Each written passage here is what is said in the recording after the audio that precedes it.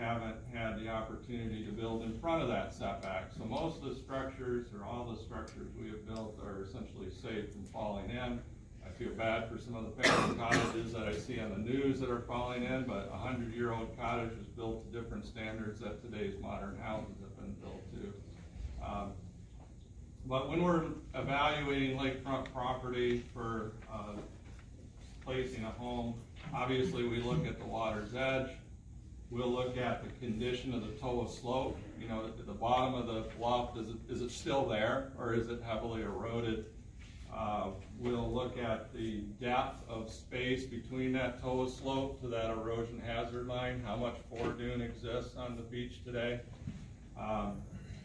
We also look at the stability of the base of the bluff. Is it completely unvegetated? If there's vegetation, how old are the trees? How long has it been fairly stable? What are the kind of landside erosion issues that are happening? We obviously study what's going on north and south of the properties. Is there a bunch of junk in the water or revetments north and south that are causing erosion or going to cause erosion on the property we're evaluating? We will look at the high-risk erosion critical dune maps. If the house has been permitted before, we'll see if we can dig up the permit, see what the distance from the house to the bluff was when it was permitted. What is the distance that it is today? You know, has something changed? If there's a revetment in the water, you know, was it built to, was it permitted? You know, is it modern, or is it something from 30 years ago? If it's a relatively new revetment, what were the standards that the engineers designed it to? The overall height, as Greg mentioned, you know, what is the height? Because some of the revetments that were designed and built just 2 or 3 years ago seem to be high enough. So we'll look at the height. We'll look to see if it actually was built the way the engineer designed it. There's occasionally things are a little different because you know, the sites are a little bit different when you get down there. I think an important thing when people are evaluating property and what I've seen with the variability is what is the feasibility of getting access to the site. Because you know, it's very challenging to build any type of revetment if there's just no way to get the tonnage of rock down there. If it is a 90-foot sheer clay bluff and it's that way for, you know, a mile each way, you know, what are the chances? We also evaluate what's going on in the neighbors' properties, because certainly the revetments north, mostly some south, will certainly impact the unprotected properties. One of the things I hear from clients that are out searching for real estate is some of the misleading uncurrent photos that they find on the websites and on the listings. I think we can do a bit of work there.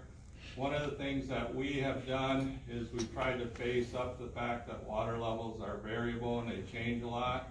So any beach photos that we try to have on our website, we're dating them just as a courtesy. You know, so a 2013 beach photo of a $3 million house looks different than it does today.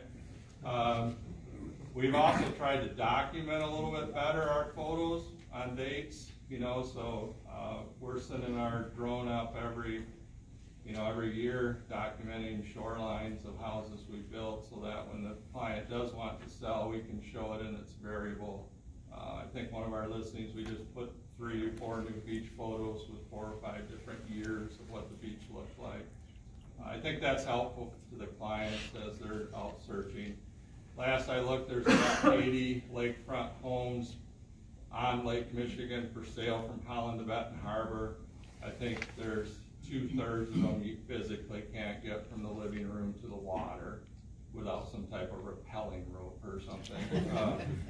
So I think in some regards, if you have clients, in my experience, looking to buy lakefront real estate right now, and you have a listing and it actually has water access, it actually has a dry ground beach to sit on when the wind's from the east, whatever it might be that's positive, the inventory is extremely low in that type of home. You know, the listings, there might be just as many listings as there always been on the water, but if it's a good water, good land in front of water, it's a rare opportunity, and there's still a lot of buyers that want to buy that stuff. We have been advising our past clients as much as we can not to spend 300 grand on revetment work to protect the $20,000 stairway. You know, there comes a point where it just doesn't make sense. You know, hire us a couple $1,000, we can rip the stairway out and just let nature run its course, because it's a natural shoreline. So we've been trying to advise clients not to throw stuff in the water if it's a natural shoreline. Now, if they're south of the South Haven Pier and they're just getting hammered and everybody's armored, you gotta join the party and get armored. But if you're up on the natural shoreline where there is an armor in, we're trying to advise them not to put armor in as much as we can. Not all clients listen to you. No. Yeah. That's my comments. I'll make copies of this if anybody's interested.